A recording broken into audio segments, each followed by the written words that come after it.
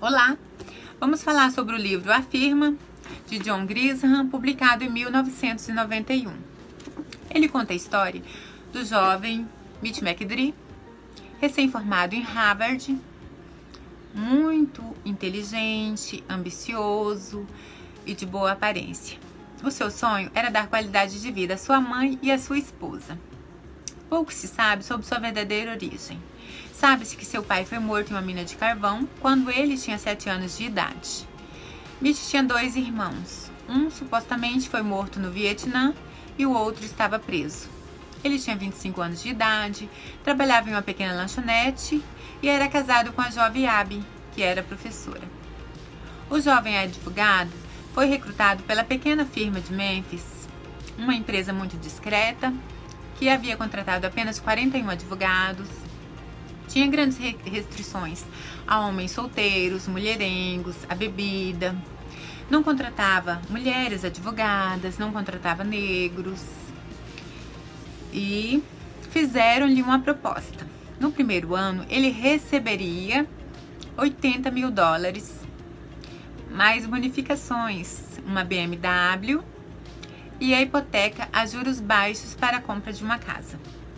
No segundo ano, ele já receberia $85 mil mais bonificações. Mitch ficou tentado a conhecer a pequena cidade de Memphis. Bom, no capítulo 2 do livro A Firma, eles comentam sobre a visita de Mitch na empresa e também como a empresa era uma empresa muito sigilosa em relação aos seus salários, às suas promoções e tudo que envolvia seus clientes. Mitch vai conhecer a firma com uma visita guiada de Lamar e conhece Silva e conhece Oliver. Silva era uma das secretárias modais, inúmeras secretárias que tinha lá, secretárias e assistentes jurídicos. E nessa visita ele conhece Oliver e Oliver estava numa sala muito grande com vários advogados associados e Oliver apresenta Mitch como o escolhido do ano, que todas as suas fichas estariam apostadas no Mitch. E nesse meio tempo, Abe está com a mulher de Lamar, dando uma volta na cidade, conhecendo a cidade. E a mulher de Lamar, ela comenta com Abe sobre a firma praticamente exigir que as mulheres não trabalhem e que eles tiverem filhos. Então, assim, Abe não fica nem um pouco feliz com a ideia, enquanto o Mitch está todo deslumbrado, conversando com Ronnie, sobre todas as propostas, a BMW, a casa, o valor de início dele, sem ser advogado, seria $80 mil anual. Então, assim, Mitch estava muito deslumbrado com tudo isso, enquanto Abe já estava muito desconfiada em relação a tudo que está acontecendo, porque uma firma se adentrasse na vida do funcionário, né? Então, nessa noite, ele tinha um jantar marcado com Lamar, então Mitch vai com Abe até a casa de Lamar e Oliver. No capítulo 3 e 4, ele retrata a vida do mais novo advogado contratado pela firma. O Oliver é o advogado mais antigo da empresa. Ele fica encarregado de monitorar a vida do Mitch. No dia seguinte, ele chega na advocacia contando tudo para Oliver o que aconteceu. Oliver pergunta se ele não está desconfiando de nada e o antigo advogado diz que não, tá tudo certo. No capítulo 4, aparece uma morte misteriosa do advogado da firma. Oliver fica muito pensativo porque ele não sabe o motivo e achou muito estranho isso acontecer do nada. E ele fica, muito curioso, querendo busca do que aconteceu. Conforme fora combinado, Mitch compareceu pontualmente às 8h30 frente à sala de Royce McKnight e, em contato com sua secretária, que atendia pelo nome de Louis, se apresentou e informou que havia marcado uma reunião com o Sr. McKnight. Sendo assim, Louis o acompanhou até a sala do sócio-gerente. Chegando lá, Oliver Lambert e Royce McKnight cumprimentaram Mitch. Em seguida, ele apresentou outros 2 sócios, Victor Milligan e Avery Toller. Milligan era chefe do setor tributário e Toller, o sócio mais novo, com 41 anos. Dada a formalidade, naquela reunião, eles conversaram sobre a área em que Mitch iria atuar, sobre as instalações de sua sala, dentre outros assuntos. Em dado momento, o Sr. McKnight avisou que era de prática na firma que todo associado fosse acompanhado de perto por um sócio, que agiria como uma espécie de mentor. e logo em seguida nomeou Toller para ser o seu parceiro. Nesse mesmo momento, Toller chamou Mitch para almoçar após a reunião, para que assim pudesse conversar mais sobre os assuntos relacionados à firma. Seguida a reunião, o Sr. McKnight chamou a atenção de Mitch também para que ele dedicasse um maior tempo para o estudo, a fim de passar no exame. Nesse sentido, falou que arcaria com seu empréstimo estudantil, para que ele não se preocupasse e dedicasse seu tempo todo ao estudo e ao escritório. Findada a reunião, Mitch e Toller seguiram para o local de almoço, um lugar conhecido como Manhattan Club. Este local era reservado e frequentado por gente poderosa, como investidores, executivos, advogados, grandes empresários, alguns políticos e alguns aristocratas. Durante o almoço, Mitch e Toller trataram de assuntos como a autonomia que cada associado tinha, a produtividade, a remuneração e a pressão que sofrera para produzir, e o tanto que cada associado deveria trabalhar até se tornar um sócio. Posteriormente, ao chegar em sua sala, Mitch se deparou com uma decoradora de imóveis. Ela trazia consigo um catálogo de imóveis para escritório e ambientes. Então ele a ouviu com a máxima de atenção, pediu sugestões e confiou a ela a decoração de sua sala. Ainda naquele dia, bateu à porta de sua sala uma mulher que se apresentou com o nome de Nina Raff, sua secretária. Os dois conversaram acerca dos procedimentos e formalidades adotadas pelo escritório. E por fim, Nina se pôs à disposição de Mitch para esclarecer qualquer dúvida sobre o funcionalismo do escritório. Logo em seguida veio Lamar, que, embora atrasado para a reunião, passou para dizer para o amigo que ficara feliz por a sala dos dois serem próximas, e avisou que ele e sua esposa passariam às 7 horas em sua casa para inspecionar a casa nova e os móveis. Conforme combinado, às 7 horas da noite, Lamar e sua família compareceu à casa de Mitch, e após o jantar, enquanto as esposas apreciavam a reforma da casa, Lamar contou para Mitch o quão exaustiva e viciante era a jornada de trabalho no escritório. Falou acerca da pressão que tanto os sócios como os associados sofriam para faturar, e por fim, falou das habilidades que ele iria adquirir após exaustivas jornadas de trabalho. Para se tornar um sócio da firma levava em torno de 10 anos. Mitch estava decidido que levaria menos que isso. No seu primeiro dia, ele foi para a firma às 5h30 da manhã e estava decidido que nos próximos também chegaria nesse horário. Mais tarde, quando o prédio já estava cheio, uma mulher veio e se apresentou a Mitch como Nina, que seria sua nova secretária. Mitch pediu para que Nina já organizasse alguns documentos para ele estudar para o exame de ordem, enquanto ele teria uma reunião com Avery. Nessa reunião, Avery apresentou a Mitch os documentos de Sonny Capps, que seria com quem eles trabalhariam nos próximos dias. Um homem que tinha muito dinheiro, muitos bens, mas que também cuidava de cada um com muito cuidado, então exigia muito dos seus advogados.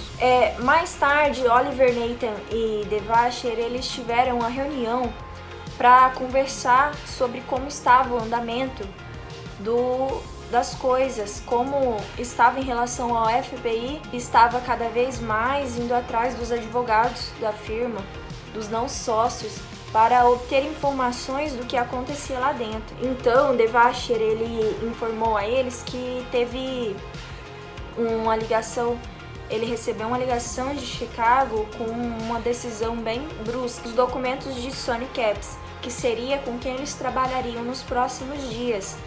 Um homem que tinha muito dinheiro, muitos bens, mas que também cuidava de cada um com muito cuidado, então exigia muito dos seus advogados.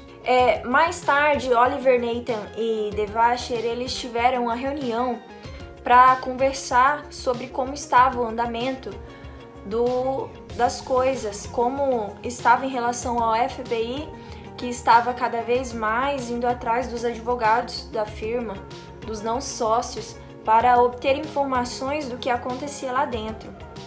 Então, Devasher, ele informou a eles que teve uma ligação, ele recebeu uma ligação de Chicago com uma decisão bem brusca.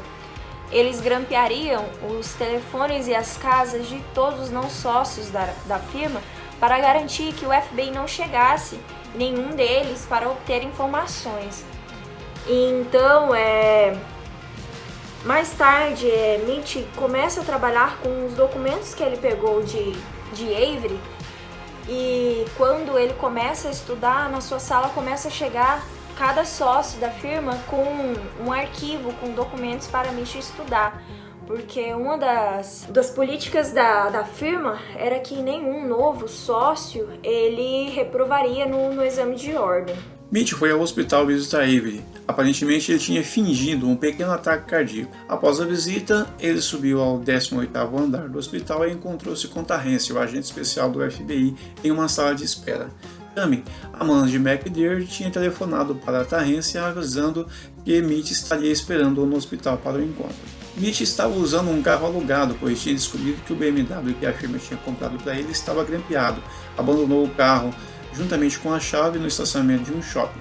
Oliver ficou furioso por terem roubado o carro grampeado de Mitch e pediu outro na fábrica imediatamente. Avery estava internado e Mitch conseguiu copiar todos os arquivos e registros da sala de Avery antes que a firma trocasse a fechadura, exceto os arquivos e registros que estavam guardados no porão. O porão era uma sala grande com 12 cubículos e 12 mesas abarrotadas de arquivos eletronicamente interligados. Era a grande sala do centro de operação da lavagem de dinheiro. Nessa sala tinha super servidores de computadores, entre outros equipamentos de escritório.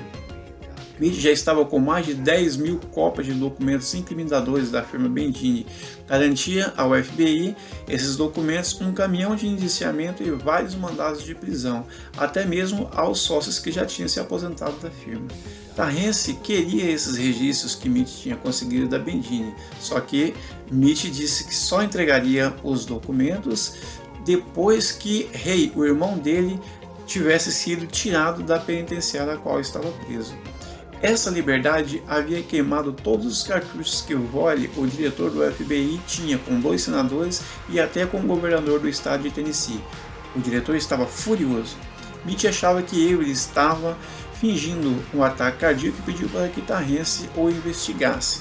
Disse a Terrence também que o próximo encontro seria acertado com a mesma mulher que tinha acertado o encontro deles no hospital.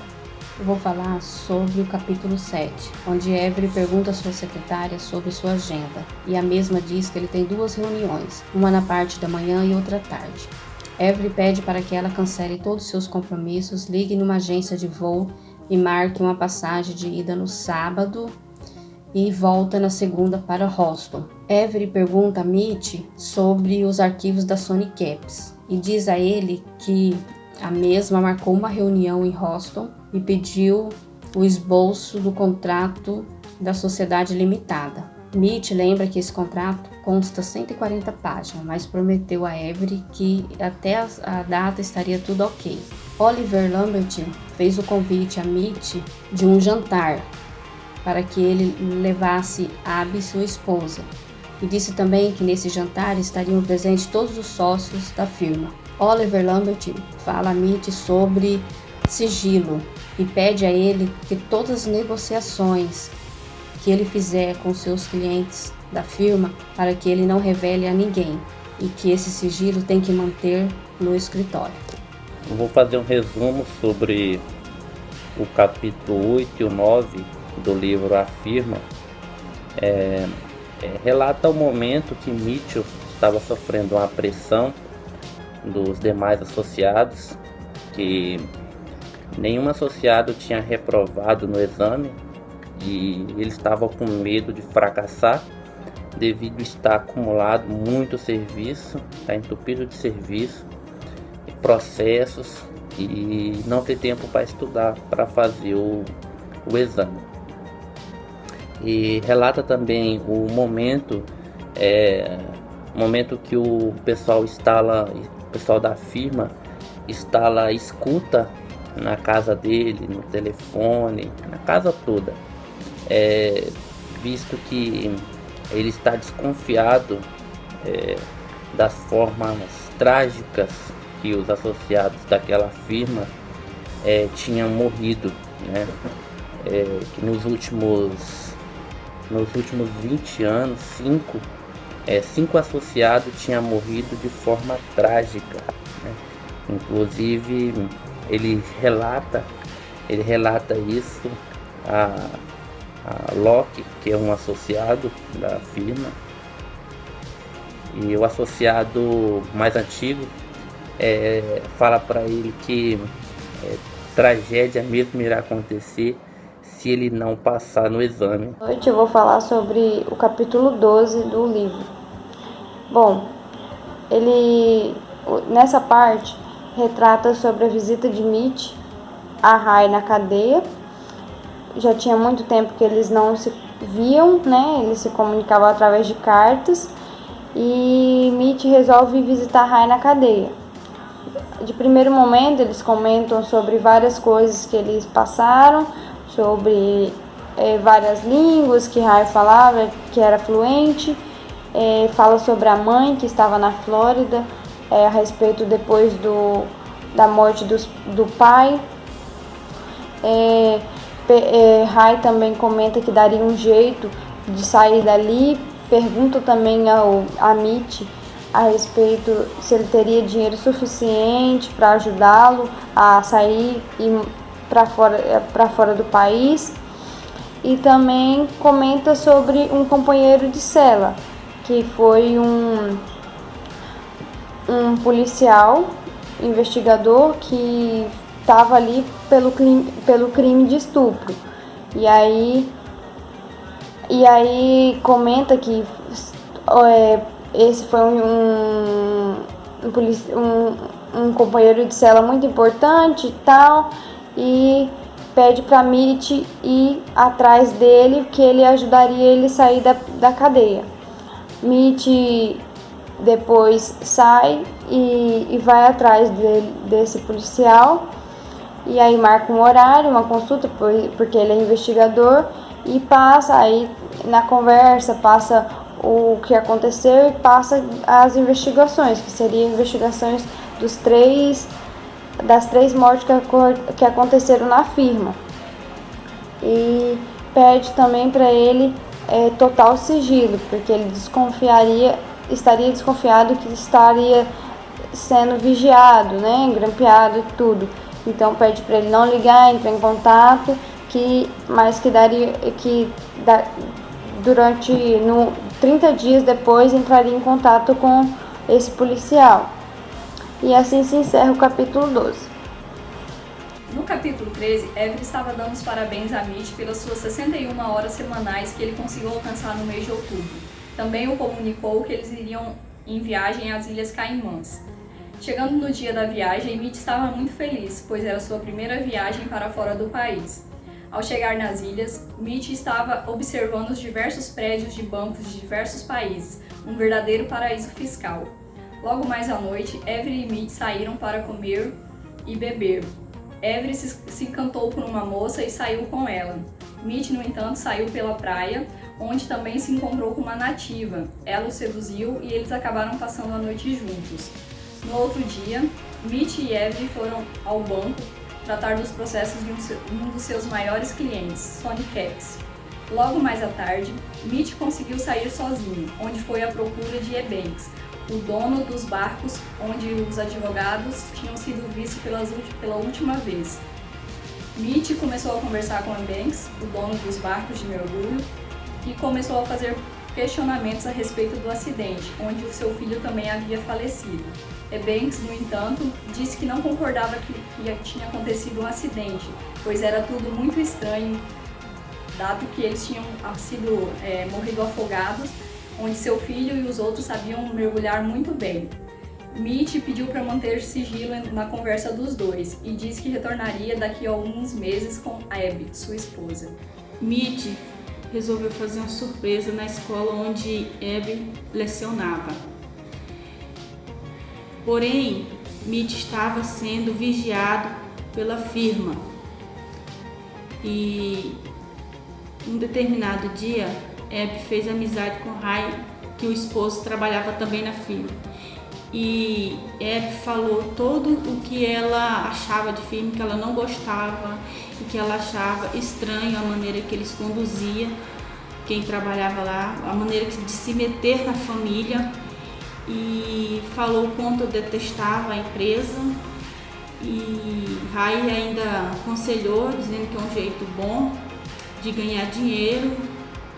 E um dia o esposo da Ai saiu com Mitch e falou que a maneira que procedia os advogados aqui já trabalhou na firma, como que era morto, contou todo o seu histórico, deixando Mitch bem preocupado com o histórico de todos que ali passavam. Basicamente o que acontece no capítulo 16 e 17 é Mitch chega ao jogo, conta tudo pra sua esposa, tudo que aconteceu, desde o primeiro encontro com o agente do FBI. E o detetive que ele tinha contratado morre. Capítulo 18. Bom, depois de 3 dias de horas não faturáveis dos paraísos do exílio fiscais, de peru, presunto, molho Xerxes e brinquedos que vinham desmontados, os advogados, agora descansados e rejuvenescidos, voltaram à fortaleza de Forsyth para tirar a desforra. Já no final do capítulo fala que, por volta das 3 da tarde, a comemoração no 5º andar terminou e os sócios, agora ricos e literalmente bêbados, saíram da sala de jantar e voltaram para suas salas. Vamos para o próximo capítulo. Mitchell vai até a sala de Avery. Lá está acontecendo um pequeno tumulto entre secretárias e processos. Eles estão se preparando para ir para as Ilhas Caimã. Pegam um avião. Durante a viagem conversam sobre bonificações, fazem comparação entre a empresa e outras empresas que fizeram proposta para Mitch, entre outros assuntos. Chegando nas Ilhas Caimã, Mitchell vai se preparar para o credenciamento, enquanto que Avery vai receber o dinheiro que veio junto com eles no avião. Logo depois, no outro dia, Mitchell vai para o credenciamento. Chegando lá, um advogado senta ao lado dele, tenta conversar, mas ele não dá muita ideia. Ele se identifica como um agente do FBI, entrega para ele um bilhete e esse bilhete vem endereçado para o Sr. Voles, diretor do FBI. Ele pede para se encontrar com Mitch, que tem coisas importantes a conversar. Mitchell fica perplexo e se encontra com ele. No encontro, o diretor esclarece assuntos sobre a firma, fala que a firma não é aquilo que Mitch acredita, que todos os agentes têm envolvimento com a máfia e com a família dos Moroutos. Mitch fica muito perplexo e o diretor conversa com Mitch e pede sua ajuda nas investigações contra os Moroutos, a máfia. Abby estava perplexa. Seu marido poderia ter assinado o contrato com qualquer outra firma, mas ele foi assinar logo com a máfia. Não demorou muito tempo para o agente do FBI procurar novamente Mitch e dizer que o tempo dele estava acabando. Mitch, enfim, havia chegado a Memphis. Foi encontrar sua amada no aeroporto. Ao chegar no aeroporto, se abraçaram, se beijaram. Abby estava muito feliz, pois estava com saudade. E Mitch também. Os seus 4 dias de viagem haviam parecido um mês. Mas Mitch disse que deveria contar alguma coisa que seria horrível a Abby, mas que era para ela continuar sorrindo, porque eles estariam sendo vigiados. Então Abby achou estranho e começou a ficar nervosa. Então ele começou a dizer. Mitch então começou a contar toda a verdade sobre a firma a Abby. Disse a Abby sobre as lavagens de dinheiro, sobre os advogados que seriam assassinados, por que eles foram assassinados. Contou todo o esquema da firma e tudo que estava por trás da firma. Então Abby tremia de medo. Ele disse que a todo tempo eram vigiados, em casa, no telefonema, dentro do carro quando conversavam eram vigiados. Disse a Abby que o agente do FBI o havia procurado para que ele colaborasse para destruir a firma. Então ele ficou um pouco balanceado, pois ou ele colaborava com o FBI ou ele continuava na firma com a boca calada, ganhando muito dinheiro. Mas os capangas da firma encontraram Mitch conversando com o agente do FBI. Então o agente do FBI teve um plano: empurrar e brigar com Mitch para poder enganar o pessoal da firma. Mas enquanto o Mitch conversava com o agente do FBI escondido em uma loja de sapatos, os capangas da firma o encontraram. Então o agente do FBI bolou um plano e disse para Mitch: Mitch, me empurre e me bata, finja que não me escutou. Quando chegar na firma, conte que eu tentei conversar contigo e você não quis me escutar. E então vá correndo para a firma e conte tudo ao chefe. Assim Mitch o fez. Chegou à firma e foi logo à sala da chefia contar a sua versão do ocorrido. Só que o chefe de segurança Devasher não acreditou muito na história de Mitch e disse aos sócios que deveria ter uma conversinha a sós com Mitch. Então ele marcou um almoço com Mitch e quando Mitch entrou no carro, Devasher, o chefe da segurança, o levou para uma estrada muito distante. Chegando lá, Devasher intimidou Mitch, entregando-lhe um envelope. Neste envelope continha as fotos de Mitch e a sua traição ocorrida na viagem, onde Mitch havia traído. Devasher então disse a Mitch para não tentar dar uma de herói, entrar no jogo e continuar ganhando dinheiro. Caso contrário, ele pegaria Mitch.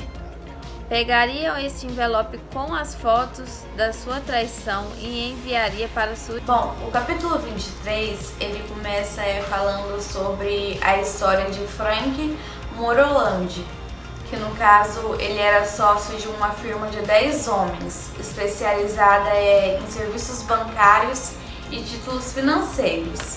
E seu cliente, ele era um velho que tinha fundado e construído uma cadeia de lojas de ferramentas que chegou a valer 18 milhões de dólares. E antes que o filho e uma diretoria renegada assumissem o controle e o obrigassem a se aposentar, o velho ele abriu um processo. A companhia abriu um processo contrário. Todo mundo processou todo mundo. E os processos eles ficaram travados durante 18 meses. Agora que os advogados estavam gordos e felizes, era hora de falar em acordo.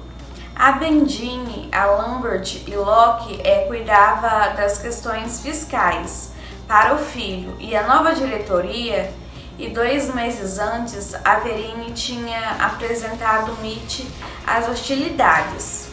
O plano, no caso, era oferecer ao velho um pacote de 5 milhões de dólares, composto de ações comuns, ações conversíveis e alguns títulos. Em outro momento, já em outro lugar, no caso um restaurante, um agente do FBI invisível estava com uma fita cassete, que no caso iria inserir numa máquina de venda de cigarros, exatamente às 9 horas.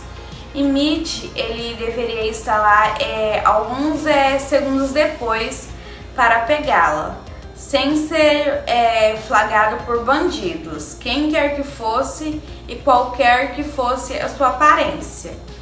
E a fita, no caso, ela revelaria quanto dinheiro os MC-10 receberiam em troca das provas e de uma vida de fugitivos. 1 milhão de dólares livres de impostos. É o melhor que podemos oferecer. No caso, o cara disse. E Voiles disse para mandar você para o inferno, no caso, se recusasse. Vamos estourar aquela firminha, Mitch, com ou sem você. No caso, o cara disse para Mitch.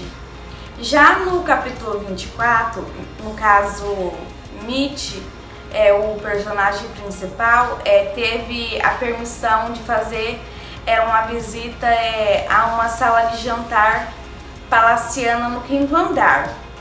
O convite de Avery veio junto com a explicação de que os sócios estavam muito impressionados com as 71 horas semanais que ele tinha faturado em média no mês de fevereiro. e por isso queriam oferecer a ele aquela pequena recompensa de um almoço. E nisso eles conversaram muito e falou então, no caso Mitch, dos planos que ele tinha em sair de férias de uma semana com Abby nas Ilhas Cayman e levar, no caso, os processos junto com ele. Capítulo 25 se inicia com a viagem de Mitch e Abby, sua esposa, de férias às Ilhas Caimã, a primeira viagem internacional do casal, pois devido Mitch, antes de entrar na firma, não ter dinheiro suficiente para fazer uma viagem ao exterior. Chegando lá, Mitch ficou hospedado em uma das casas da firma, pois a firma ela tinha casa para que seus advogados a negócio, a férias com suas famílias, ficassem hospedados nas Ilhas Caimã. E nessa viagem Mitch teria encontro com o FBI, onde Mitch ia dar andamento, como seria repassado todos os registros ilícitos da firma para o FBI. E também Mitch ia ter encontro com Arkansas, que era marinheiro. Esse marinheiro teve seu filho morto por uma emboscada da firma, onde há alguns anos atrás 2 advogados, junto com esse filho desse Arkansas, foram mortos em uma emboscada a mando da firma. E Mitch sabia que não estava sozinho além do FBI, pois tinha uns agentes infiltrados a mando da família Maroto da firma para vigiá-lo se Mitch ia ter encontro com o FBI, com quem Mitch ia ter encontro na firma, pois esses agentes a mando da família Maroto estava na ilha para vigiar Mitch. Robert e Luke foram convidados por Da Vinci para uma reunião um domingo de manhã. Eles queriam saber se Mitch realmente estava tendo contato com o agente da FBI ou não. Mesmo os telefones de Mitch grampeados, tanto do seu escritório quanto de sua casa, eles não tiveram nenhum tipo de informação que Mitch estava tendo contato com o agente do FBI ou não. Porém, eles precisavam saber se Mitch estava conversando com Terrence ou não. Então, eles descobriram que Maroto, um dos associados da firma, tinha contato com um dos agentes da FBI lá dentro, que poderia vender essa informação sobre se Mitch estava ajudando o FBI ou não. Só que isso ia custar muito caro. Porém, a firma estava disposta a pagar esse valor para saber se realmente Mitch era de confiança ou se Mitch estava ajudando o FBI a tirar as informações da firma. Avery foi para as Ilhas Caimãs atender alguns clientes da firma que eles tinham lá. Só que mal sabia que Mitch e Tammy já tinham montado um plano para conseguir tirar as cópias dos documentos secretos que ficavam em uma das casas que a firma tinha lá. Então, o processo era simples. Tammy iria seduzi-lo, Avery, pegar as chaves do apartamento e ter acesso a esse quarto e conseguir tirar as cópias de todos os documentos que havia lá dentro. Tammy teve ajuda de Abe, e Abe acabou alugando um quarto próximo ao apartamento e comprou uma copiadora para que Tammy levasse os documentos e Abe tirasse todas as cópias. Elas conseguiram fazer todo esse processo mais ou menos 8 horas antes de Avery acordar.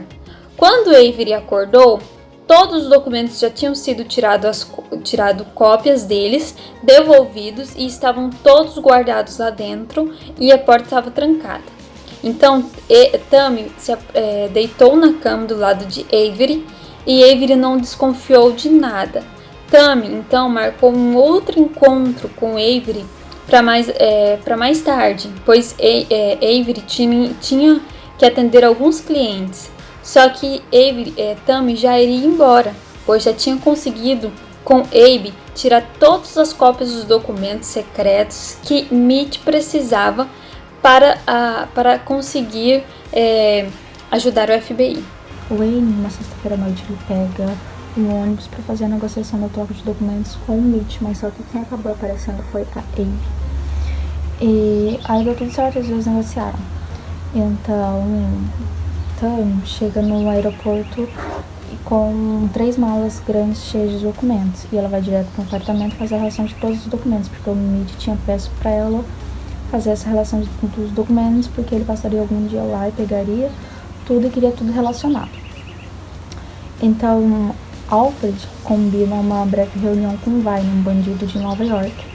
E esse tal bandido diz que talvez Mitch estaria brincando com a cara dele e que ele estaria passando informações da empresa para os federais.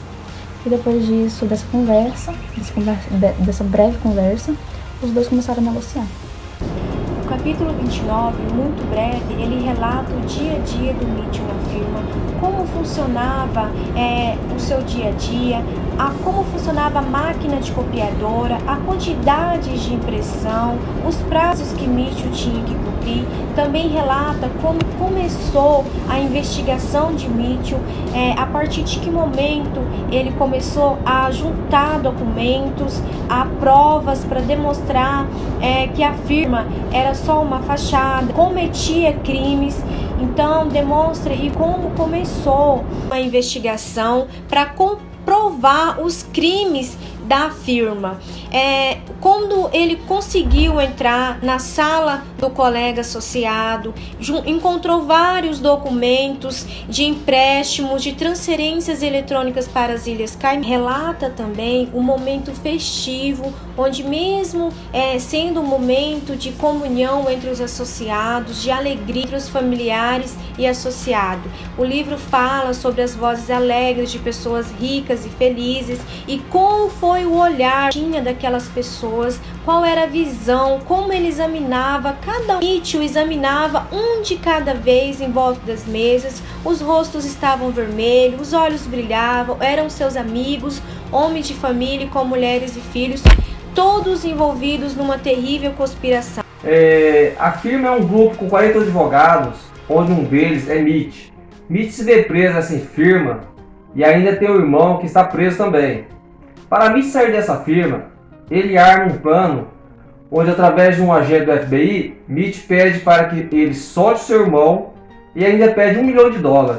Em troca, ele dará mais de 10 mil documentos que provam todos os esquemas de lavagem de dinheiro dos Morotos, grupo mafioso, que usa a firma de advogados para essas lavagens, enviando dinheiro limpo para as Ilhas Caimã. Esse é um resumo que eu fiz, professor, do livro A Firma, do capítulo 30, que mais ou menos só fala sobre isso mesmo, ok? Obrigado! O capítulo 31 começa falando Locke e Lambert estão sentados na sala do 5º andar, ouvindo Devasher informando sobre várias peças, tentando montar um quebra-cabeça. Eles estão tentando descobrir sobre a esposa dele, se ela está mentindo ou não, que a esposa falou que tinha viajado para cuidar da mãe que operou do pulmão. E eles ficam tentando descobrir em qual hospital a mãe pode ter sido internada e se essa história é mentira ou se é verdade. Depois de muito se questionarem, eles começam a pensar sobre a possibilidade das chaves do escritório terem sido copiadas e quando isso pode ter acontecido, em que dia. Eles possivelmente acham que foi dia 1º de abril.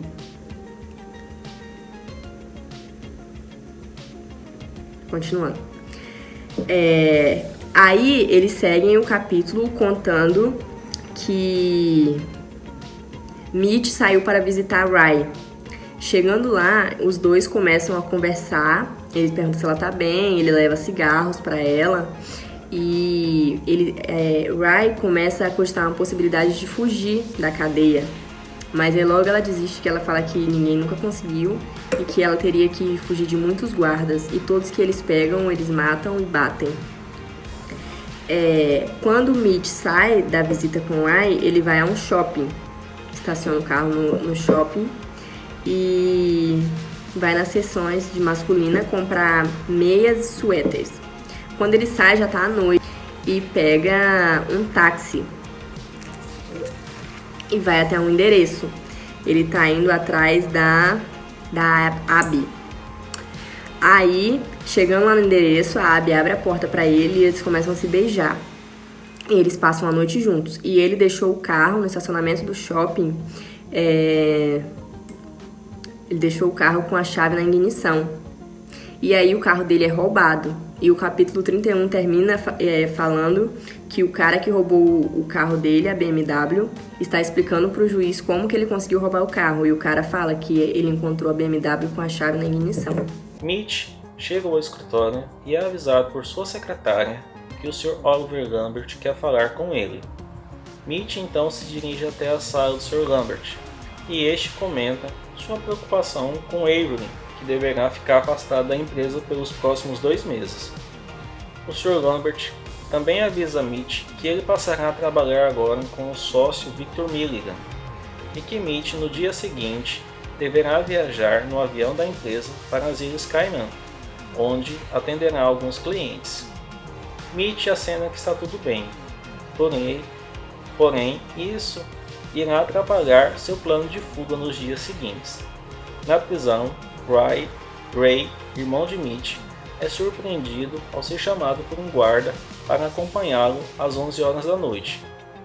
Ray acompanha o guarda até o pátio. Este avisa que será jogado uma escada por cima do muro e que Ray iria fugir, que do outro lado teria um homem que ajudaria ele na fuga. Ray fica com medo, porém o guarda tranquiliza ele dizendo que todo o plano foi orquestrado pelo próprio diretor da prisão. Ao pular o muro, Ray é ajudado pelo homem indicado pelo guarda. Este lhe dá dinheiro e roupas novas e deixa Ray na próxima cidade. Manhã de quarta-feira, Terry Ross subiu de escada até o 4º andar do Phoenix Park Hotel.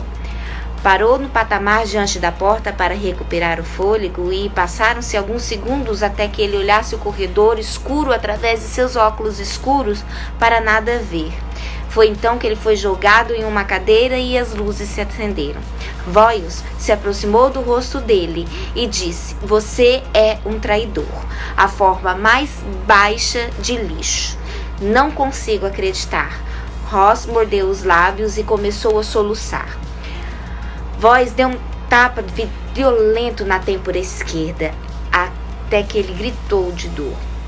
Voyles continuou batendo em Terry até o momento dele ficar tão fraco em todos os aspectos que mal conseguia falar. Os agentes encontraram o dinheiro e afirmaram a existência de $200 mil. Voyles então afirmou a Terry: "Você vai ser preso." Até que Terry afirmou, meio que sussurrando, o que Voyles mais temia. Sim, era McRae. Nesse mesmo momento acontecia a reunião dos sócios da firma, que todos estavam muito apreensivos por não saber quais eram os documentos que estavam de posse do FBI e nem quais eram os documentos que estavam com Ross. Ray mudou seu perfil e logo após pegou um ônibus para Montgomery. 2 agentes especiais seguiram o ônibus de carro. Receberam a informação que era apenas uma vigilância de rotina. Se eles perdessem o objetivo, não seria nada demais, mas tentariam não perdê-lo. Já Abe, depois de 2 horas, embarcou. Ela ficou na poltrona do corredor e logo viu uma loira bonita, com maxilar firme, quase masculino, mas ao mesmo tempo forte e atraente. Abe já havia visto parte do rosto antes, parte porque os olhos estavam cobertos, como da outra vez. A mulher olhou para Abe e virou a cabeça quando passou por ela, indo para sua poltrona, em algum lugar nos fundos. Enquanto isso, Mitch alugou um dos modelos de caminhões menores com baú. Pagou em dinheiro, mas foi obrigado a usar a carteira de motorista e um cartão de crédito para o depósito. Devesh poderia rastreá-lo. Comprou também 20 caixas de papelão e foi para o apartamento. Não comia desde terça-feira à noite, mas Tammy tinha deixado um saco de pipoca de micro-ondas e 2 cervejas. Às 8, deu o primeiro telefonema para o hotel Perdido Beach Hilton. Perguntou por Lee String. Ele não tinha chegado. Esticou-se no chão da sala e pensou em uma centena de coisas que poderia acontecer com Abe. No mesmo dia, ouviu uma ligação falando: "Jenks, cadê você?" Era Wayne Tarrance, na rodovia de Mobile. "Nós o perdemos", disse um dos agentes do FBI. "Vocês o quê? Como conseguiram isso?" "Espera um minuto, Wayne. Nossas instruções eram segui-lo durante 8 horas para ver para onde ele ia. Você disse que era rotina. Não acredito que perdeu o cara. Wayne, nós não recebemos ordens para acompanhá-lo pelo resto da vida. 8 horas, Wayne. Nós o seguimos por 20 horas e ele desapareceu. Por que não ligou antes? Nós ligamos 2 vezes, mas a linha estava ocupada em todas elas. Assim que Abe chegou ao hotel, a loira logo a acompanhou e perguntou na portaria sobre Abe, e disse que era uma velha amiga. O funcionário folheou as fichas de registros e disse: Raquel James. Fez várias perguntas sobre ela e o funcionário disse que não podia dar o número do quarto. A loira pegou depressa 2 notas na bolsa e empurrou sobre o balcão. Ele disse quarto 622. Ray virou a esquina e encontrou 4 telefones públicos. Pegou um do meio e começou a falar sozinho. A loira pegou o telefone da ponta e virou as costas para ele. Falou baixinho. Ele ouviu poucas coisas. 10 minutos depois houve uma batida na porta. A loira pulou da cama e pegou seu .45 e o enfiou na cintura, embaixo da blusa. Ignorou a corrente de segurança e entreabriu a porta. A porta se abriu com violência. Ray jogou-a contra a parede, pulou em cima dela e agarrou a arma e prendeu a mulher no chão. Apertou o cano do .45 no seu ouvido. Fez alguns sons. Se você fizer alguns sons, eu mato você, disse Ray. Ela parou de lutar e fechou os olhos. Quem é você? Perguntou Ray. Ele fez mais algumas perguntas, mas não houve resposta. Encontrou um par de meias limpas na bolsa dela. Ray enfiou as meias entre os dentes e depois a vendou com a camisola de seda. Enquanto ele terminou de amarrá-la e amordaçá-la, ela parecia uma múmia. Ray enfiou-a embaixo da cama. A bolsa continha $600 e uma carteira de motorista de Illinois, por nome Karen Adair, de Chicago, data de nascimento 4 de março de 1962. Ele pegou a carteira e a arma. O telefone tocou à 1 da madrugada e pegou Mitch acordado. Estava coberto de registros bancários altamente incriminadores. Ray falou que estava na fronteira do estado. Mitch perguntou de Abe e Ray disse que estava no carro. Mitch respirou com mais facilidade e sorriu para o telefone. Ray disse que tiveram que sair do hotel e contou tudo o que aconteceu. Mitch disse para eles irem para Panama City Beach, abandonar o carro e pegar 2 quartos no Holiday Inn e ligar quando chegarem. Mitch disse também para Ray confiar nele. Ray disse que confia, mas pensou em voltar para a prisão. Mitch disse que não pode voltar, se não desaparecessem eles morreriam. Neste momento, o Mitch ele vai até uma agência e ele faz a transferência de cerca de $10 milhões para a conta dele, e depois ele transfere esse dinheiro para os pais da Abby, né, cerca de $1 milhão, e também transfere $1 milhão para a Tammy, que era a ex-secretária do detetive que ajudou ele com todos os documentos que ele conseguiu pegar para poder incriminar a firma.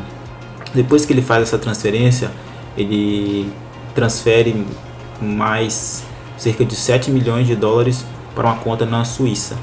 E depois ele liga para o pai da Abby e informa para ele que ele havia feito essa transferência, né? E o pai da Abby pergunta se estava tudo bem, e ele fala que não, mas que não podia falar agora, que estava acontecendo muitas coisas, mas que não daria para contar neste momento.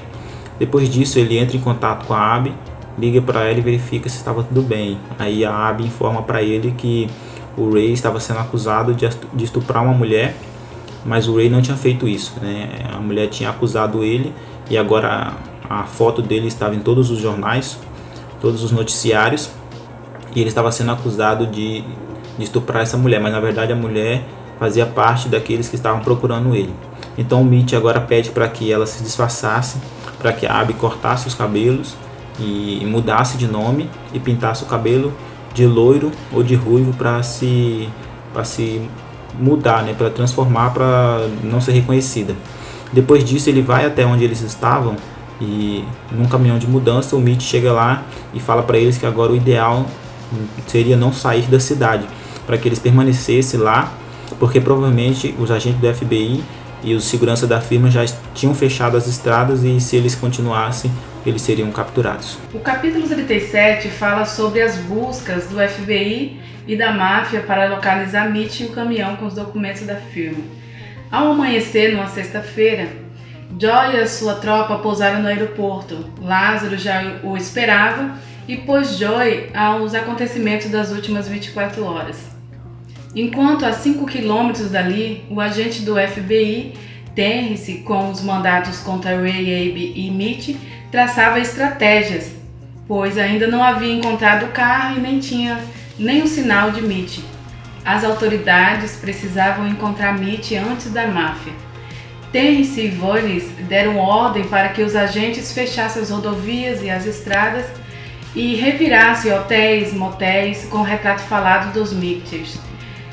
Billy era o subgerente de uma locadora, identificou Mitch pelo jornal e disse ao seu primo, que era um agente da Polícia Civil, que havia alugado um caminhão na quarta-feira para Mitch.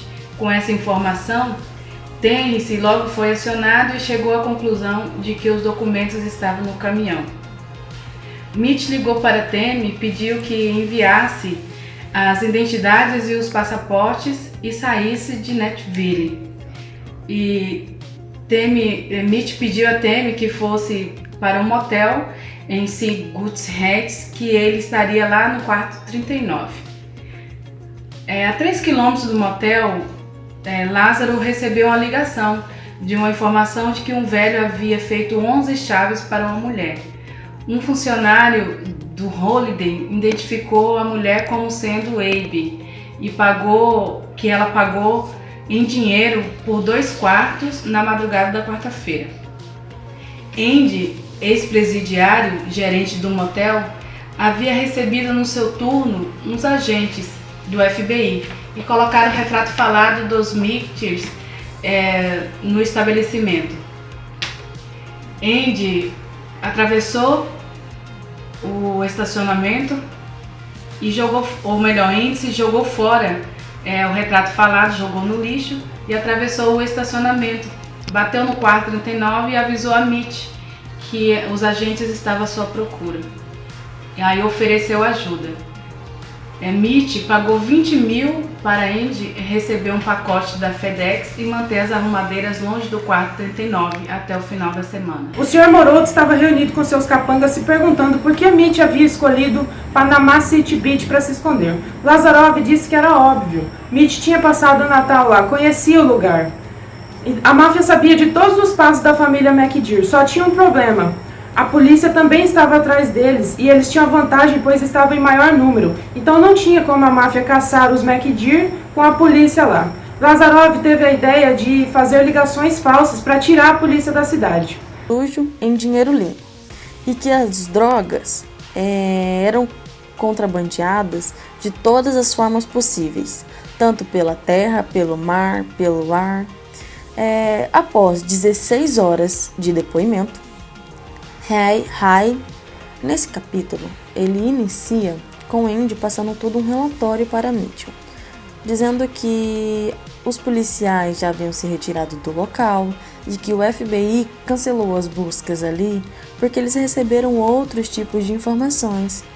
Andy também até propôs um plano de fuga para Mitchell, porém Mitchell disse que iria pensar sobre o assunto, mas que era para Andy continuar de olho em qualquer movimento suspeito, porque agora, com a retirada dos policiais, ele se tornaria um alvo muito fácil. E foi dito e feito. Assim que os policiais se retiraram do local, começou uma verdadeira caçada humana. Uma tropa de assassinos começaram a bater em estabelecimento por estabelecimento, em porta em porta, à procura de Mitchell. Mitchell então decidiu cumprir a sua parte no acordo, Mitchell então decidiu cumprir a sua parte no acordo, gravando então um depoimento. Nesse depoimento tinha vários resumos, várias anotações, fluxogramas, registros bancários, tudo contra a firma. Nele também continha diferentes métodos de como os advogados faziam para transformar o dinheiro sujo em dinheiro limpo. Eu vou falar sobre o capítulo 40, em que é a noite em que Mitch, Abe e Ray fugiram pelo mar. Foram resgatados. Era noite no Pier Dan Russell, no centro da Strip, e tinha alguns pescadores no local, mas os pescadores não notaram quando Aaron Himmer passou por trás deles. Às 11h30, Abe saiu do quarto, depois Mitch saiu e Mitch estava levando com ele $60 mil nos bolsos.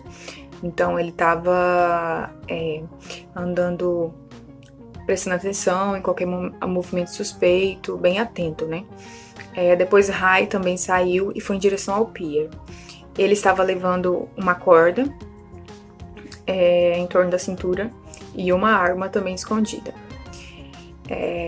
Abe pegou uma lanterna e apontou para o mar e começou a piscar. E piscou várias vezes, não obteve nenhuma resposta, né, nenhum retorno. E Mitch, quando ele estava bem atento, né, ele viu alguém quase correndo no pier, e era o Aaron Himmer. E ele atacou a Abe, né, e então Himmer correu e atacou Abe, e foi então que o Mitch tentou salvar ela, correu também para tentar salvar ela, e o Rai também foi ajudar, e ele acabou com o Himmer. Eles lutaram bastante, e como ele tinha uma certa experiência que ele pegou na prisão, né, ele acabou acabando com o Himmer. E depois de uns minutos eles chegaram à conclusão que ele realmente estava morto.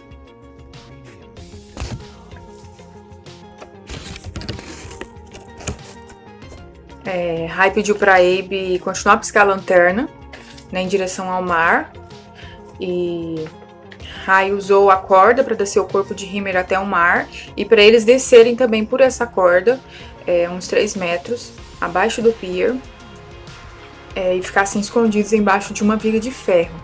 E enquanto eles estavam ali, eles escutaram algumas conversas, né, de umas pessoas meio preocupadas em cima, né, no deck do pier, mas eles ficaram escondidos ali por um bom tempo. Foi quando eles avistaram 2 barcos e chegaram a pensar que era barco de pesca, mas estranharam pelo fato do horário, né, que já era de madrugada. Então deduziram que era do Morouto ou do FBI. Então foi quando eles viram algo chegando, e era um barquinho pequeno, e era a Banks, que era quem veio ajudar eles, né? E Mitch perguntou por que a Banks tinha se atrasado. E ele disse que estava desviando dos barcos suspeitos, né? Os mesmos barquinhos que eles estavam avistando. Então ele também estava desviando, enrolando para conseguir buscar eles. Então eles foram para mar aberto, aceleraram para mar aberto, né? Comemoraram que tinham conseguido, né? E até que eles chegaram em um barco maior e logo embarcaram e conseguiram concluir a busca deles, a fuga deles. Dando continuidade aí e já pondo fim ao capítulo 41, que é o último desse livro, esse capítulo ele termina com um diálogo entre o Mitch e a Abe, onde o Mitch revela para Abe que ele nunca quis ser advogado, que na verdade mesmo ele queria ser marinheiro. E no meio desse diálogo, a Abe também propõe para o Mitch para eles terem um bebê. E resumindo, é assim que termina esse capítulo. Eles comemoram que eles estão bem, com saúde e planejam o futuro.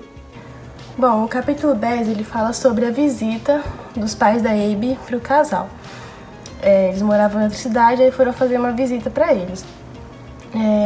Nesse capítulo fala que Mitch queria deixar eles o máximo desconfortáveis que ele pudesse, porque quando eles casaram, o pai da Abe não aceitou muito, ele reprovou essa ideia, porque Mitch sempre foi uma pessoa muito simples, muito humilde, e os pais da Abe, eles ligavam muito para os bens materiais, queria que ela casasse com alguém bem financeiramente. Aí, no caso, eles fizeram essa visita e ficaram impressionados com a casa, com o carro que eles tinham, com as condições financeiras. O capítulo 11 fala sobre quando Mitch descobriu sobre a firma, né? Quando o agente do FBI foi ao encontro dele para obter mais informações. Mitch estava almoçando na lanchonete que ele sempre costumava ir, que que era mais escondida, porque ele gostava de ir nessa mais remota, porque ninguém ia muito ali, não tinha ninguém pra ficar atrapalhando ele. Aí o agente da FBI encontrou ele lá, conversou, teve uma breve conversa com ele e falou que a firma não era confiável, que era uma associação de criminosos e as mortes que haviam ocorrido não foram só por acidente, que todas as mortes dos associados que ocorreram não foram por acidente.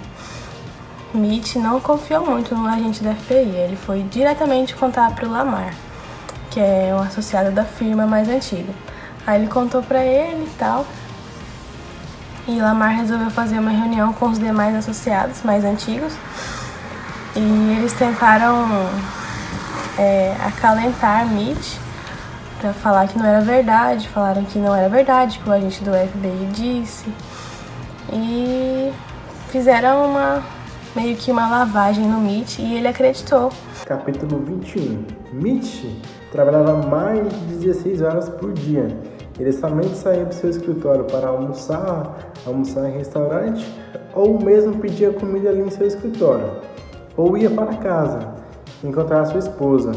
A Veri mandava outros advogados protocolar petições e ir em tribunais, porque não queria que Mitch saísse para lugar nenhum, devido a um suposto encontro de Mitch com agente do FBI. E a firma não queria que nenhum advogado se encontrasse com o FBI. E Mitch ficava preso ali naquela sala de 4,5 metros dele. Para ele aquilo ali era um refúgio. E para sua esposa Abby, a sua casa como se fosse uma prisão. Ela passava várias horas dando aula na escola que trabalhava e dava volta nos quarteirões, ia em shopping, ia em restaurante para que o tempo passasse, para não ficar em casa mais Mitch, porque sabia que a firma tinha grampeado a casa todinha. Todos os passos do casal estavam sendo acompanhados pela firma. Então eles não queriam ficar em casa. Até as noites de amor deles, a firma estava ouvindo, a intimidade do casal. Na faculdade eles eram uns pombinhos, como Romeu e Julieta, namoravam bastante. E agora a relação se esfriou, devido ao monitoramento da firma.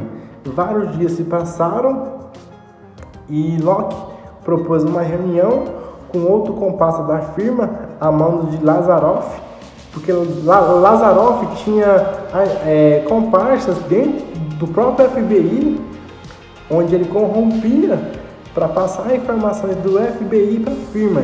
Ele não queria que a firma, em modo algum, fosse descoberta.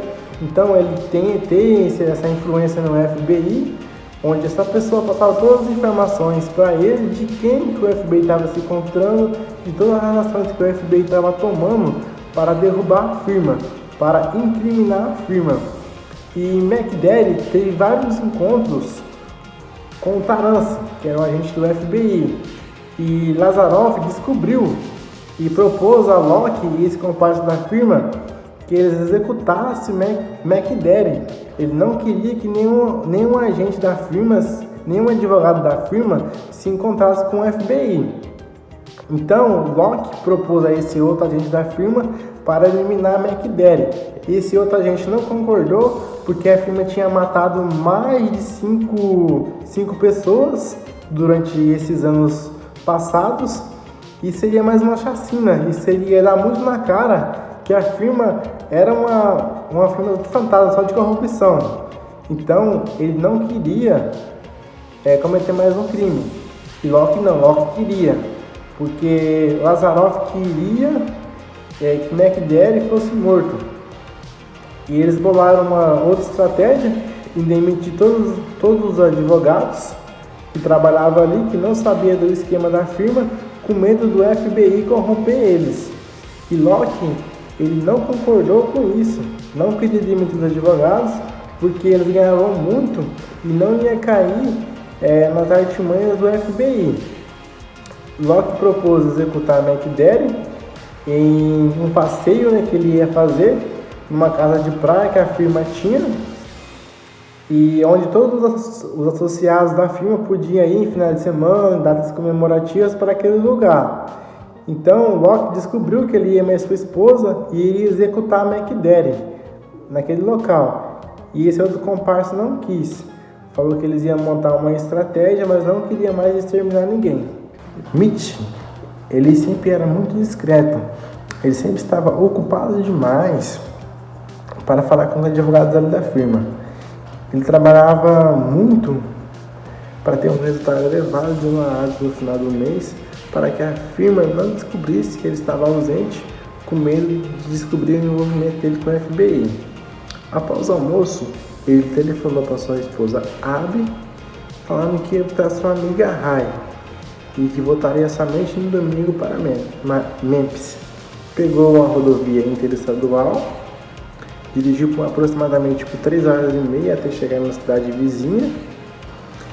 Sempre estava preocupado de estar sendo seguido ou não, porque a firma tinha vários comparsas, estava perseguindo ele há vários dias.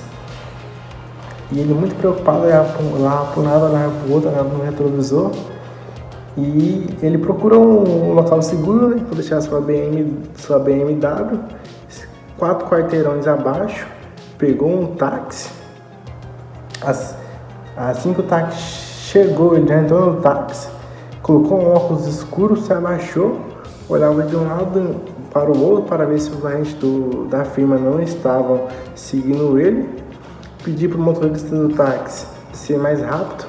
O motorista pediu calma para ele, que estava chegando no local de destino dele, que só era 6 quarteirões dali.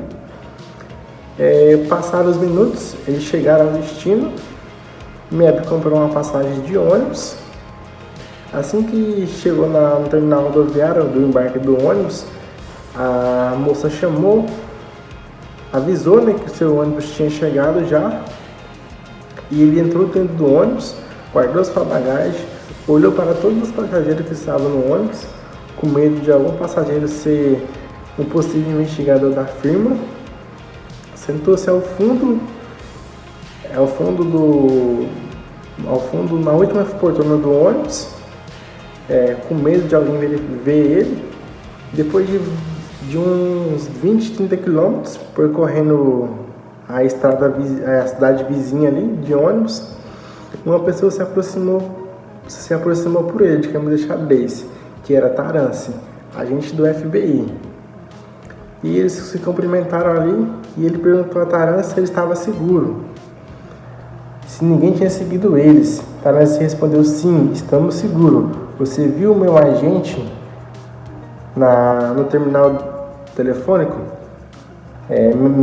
Maps falou: sim, eu vi. Então não tem. Ele deu um sinal positivo, que estamos seguros. Não tem como a firma descobrir que estamos juntos. E Mitch, muito preocupado, falou: sim, Tarance, se você está falando, eu confio em você. Depois de várias longas conversas, Tarance querendo convencer Mitch a entregar a firma, ofereceu para ele uma recompensa, né? Se ele entregasse a firma, ele poderia seguir livre, que ele não mais precisaria se preocupar com a firma, porque o FBI ia cuidar de tudo, a segurança dele, os documentos dele, passaporte dele, tudo ele era novo, até nome novo, se possível. Bastava ele entregar a firma e aceitar a recompensa. Mitch perguntou: qual é a recompensa, Tarance? $500 mil. Mitch riu da cara de Tarance, porque era um valor muito abaixo do que ele recebia dos honorários da firma, porque a firma pagava muito bem para os seus advogados. Ele fez uma contraproposta para Tarance: 3 milhões, menos que isso eu não aceito. Tarance informou que não seria com ele o valor, mas sim queria ver com o diretor do FBI. Após longas conversas durante o percurso do ônibus, Tarance informou que Mitch teria que quebrar o sigilo profissional dele e teria que entregar todos os documentos de clientes da firma, quais eram os clientes, quem eram os mandantes da firma, quem estava no 5º andar, cuidando das vigilâncias, quem eram os funcionários que a firma tinha. Entregaria tudo. tudo. Que o FBI cuidaria do restante, da segurança dele, tudo. Mitch calou-se, né? Pensou-se na segurança. E eles marcaram um novo encontro daqui 2 semanas. A Carance passou todos os procedimentos de segurança que Mitch teria que ter cuidado para a próxima reunião, senão a firma poderia descobrir que ele estava se encontrando e Mitch poderia perder a vida. Eles passaram vários códigos ali de identificação na próxima reunião e Carance falou: Mitch, está na hora de ir. Se despediram.